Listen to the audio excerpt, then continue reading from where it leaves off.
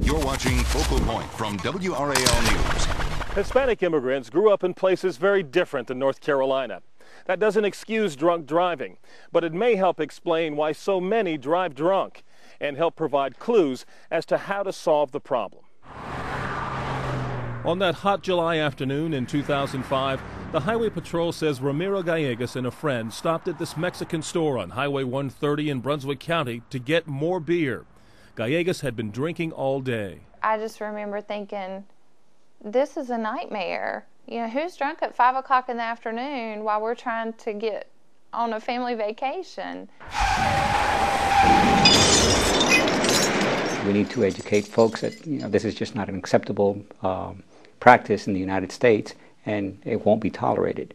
A recent study out of the University of North Carolina Highway Research Center shows that Hispanic drivers involved in crashes were 2.5 times more likely to be drunk than white drivers, and 3 times more likely to be drunk than black drivers.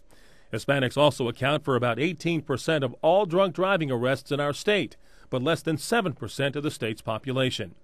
Drunk driving is also the #1 cause of death among Hispanic men in our state. Obviously, the numbers speak for themselves. We have overrepresentation in DWIs, so I'm not going to say it's not happening. The question is, what are we going to do about it? The answer may come from looking first at why it's happening. Experts point to cultural differences.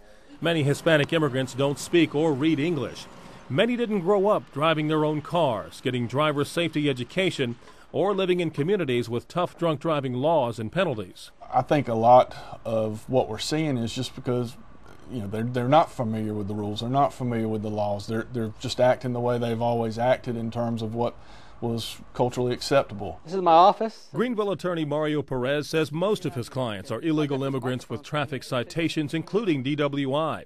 He says many of them come from places where the consequences are far less severe. You pay some money to the judge or to a court or some officer, or even in that case, and that resolves the case. Whereas here, when you explain the process to them, they really sometimes have a tough time understanding that. We don't want you drunk. We don't want you drunk. Experts say there is also a certain machismo surrounding drinking and driving among Hispanic men. The machismo part is what says, even if I'm falling drunk, I cannot admit that I'm falling drunk because that would be kind of like a losing face type deal. ACN says that same machismo might prevent that driver from turning over his keys to a sober driver. No, gracias. Tengo que manejar. Mejor dame una soda, por favor. El Pueblo has a multimedia educational campaign targeting the Hispanic community. We want to make sure that we lower the number of DWI among Latinos. The campaign focuses on the consequences of drinking and driving, not only on individuals, but on their families and communities. So we're trying to educate the folks that it's not just you. When you drink and you drive, it's not just you. You're hurting all Latinos. Spanish language newspapers in our state are publishing the names of Hispanic people arrested for DWI. And we want people to see, hey, look, these are the people getting arrested, because that public shame is bad for machismo too, so we're using that in our favor. Now serving A0. Some advocates say when it comes to illegal immigrants, allowing them to get a driver's license would make sure they get driver safety education and would give them an incentive to obey the law. If you don't have a license, and many times you can't get insurance, you can't get your vehicle titled. Perez says his undocumented clients who have licenses will do anything to keep them. And I always believe those people were more apt to do what they needed to do. They were more responsible. They went to court. You got to match. It's got to match.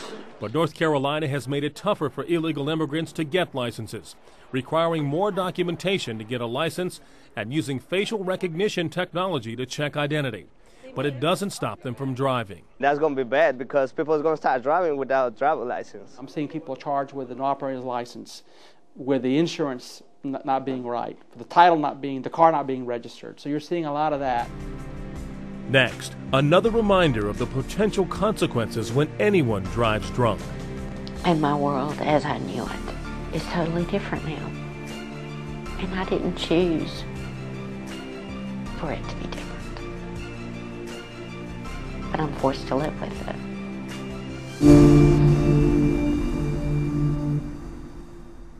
To learn more about the issues covered in this episode of Focal Point, visit WRAL.com, click on News, and then Documentaries. Drunk drivers come in many colors: white, black, Hispanic, or any other race. Victims come in many colors too. So when there is an unusually high rate of drunk driving among one group of people, it's worth examining the reasons why, to help keep our roads safer and to prevent the kind of tragedy that tore Scott Gardner's family apart.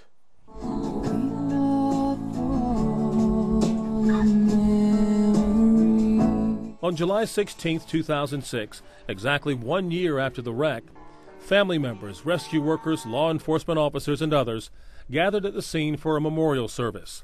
During the service, officers directing traffic stopped a drunk driver. It was a lady, could hardly stand up, had already run 2 or 3 people off the road the same day, a year to the day. It was a sobering reminder of the tragedy. A memorial erected at the scene is a reminder of its human cost. There is an online reminder, too, a website called the Gardner Family Circle that advocates for change. And it is also a wonderful way to keep Scott's memory alive.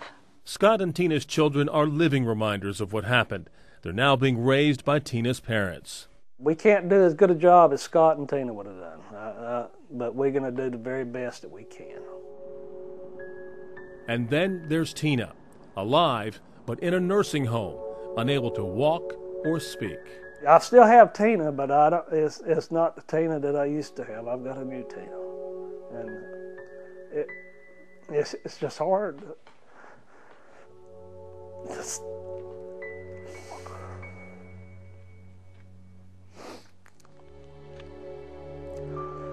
It's hard to go up there and see Tina, because Tina was such a good child.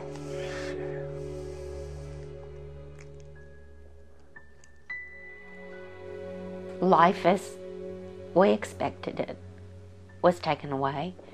You know, John and I thought that we were at a point in our life where we were going to watch our children raise their children.